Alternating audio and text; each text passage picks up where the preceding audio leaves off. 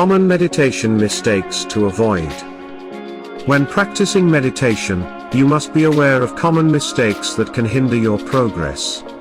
Here are some key pitfalls to watch out for. 1. Expecting immediate results. Meditation is a practice that takes time and patience. Don't expect instant peace or clarity, allow yourself to grow gradually. 2. Strictly following techniques. While learning various techniques can be helpful, being too rigid can cause frustration. Find what works best for you and be open to adapting. 3. Judging your experience. Getting caught up in thoughts about whether you're doing it right or wrong is easy.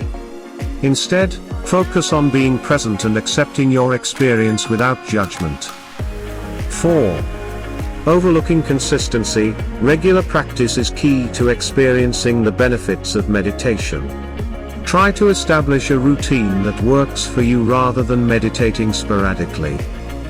5. Setting unrealistic expectations. Don't set the bar too high for your meditation sessions.